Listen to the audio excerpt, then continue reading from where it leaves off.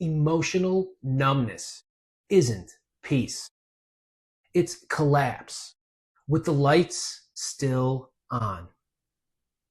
Most men think they're handling it after divorce or betrayal.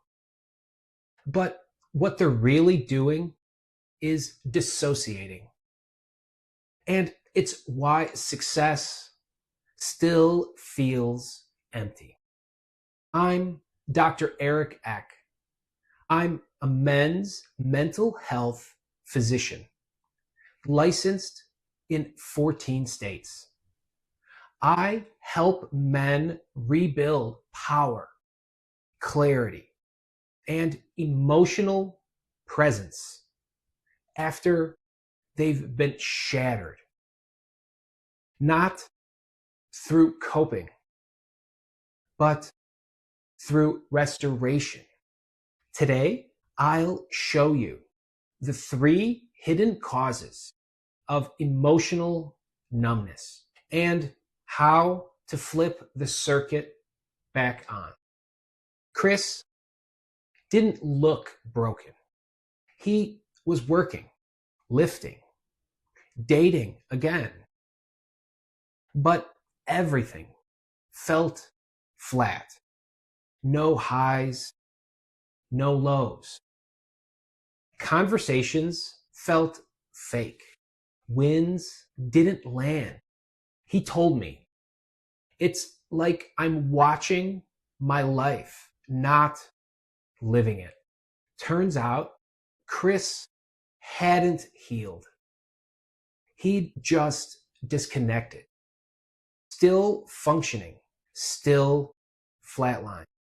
Chris had spent so long holding it together. He forgot how to let anything in. Because when you've been betrayed or blindsided, sometimes the mind protects you by shutting off everything at once. It's not weakness. It's a circuit breaker. But no one tells you how to flip it back on. There are 3 hidden causes most men never realize are draining their emotions. First, chronic suppression. You've been strong for too long, and your emotional system's on lockdown, over functioning. You're constantly responsible, fixing, leading, protecting. You've trained yourself out of feeling. Now it's all task mode. Ghosted grief. You moved on, but never actually felt the loss. And when grief is avoided, it hides in the body as numbness. Numbness is unprocessed grief in disguise. These don't look dramatic. They look like success, but inside, you're operating without color, texture, or warmth. Most men think numbness means there's nothing wrong. But in reality, it means something very real hasn't been faced. And your system is doing whatever it takes to keep you from feeling it. Josh said, I don't even know what I'm feeling half the time. He wasn't depressed. He wasn't angry. He was just off. Turns out Josh had learned to numb early as a boy, watching his parents implode. So when his marriage ended, he defaulted to that same survival strategy. Withdrawal. Don't trust. Stay productive. But what works as survival at 12 years old destroys connection at 42. Survival isn't healing. It's just rehearsed pain. Josh didn't need coping tools. He needed reconnection with himself, his breath, his actual experience.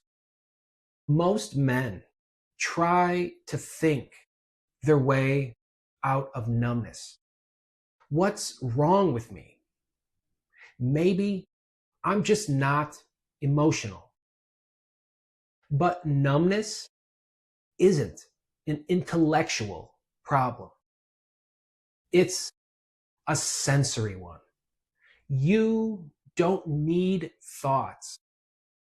You need presence, breath, movement, stillness, self-witnessing.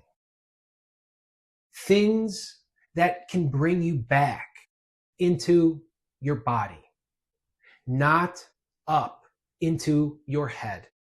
You don't need a mindset. You need a signal. Start by noticing the smallest signal. Tension in your neck, heat in your chest, or the moment you want to check your phone. That's the moment that you re-enter. Daniel didn't cry, didn't rage, didn't collapse. He just moved on. Until one day, sitting on the porch at sunset, he felt something. Tight throat, sudden breath, then tears. Not dramatic, not performative, just real. That moment changed everything because it reminded him he was still alive. He stopped over-explaining. He started feeling things as they came in. He got present with his kids, reconnected with his own joy. You're not broken. You're just disconnected.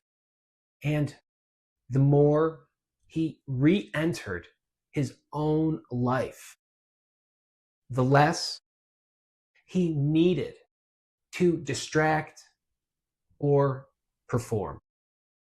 If you're emotionally numb, it doesn't mean you're dead inside. It means your system protected you. But what protects you temporarily will imprison you permanently if you don't re-enter. You don't have to feel everything at once, but you do need to feel something. Start with breath. Start with movement. Start by noticing where you check out. And you'll find your real life is still here. He's not gone. He's just waiting for you to feel him again.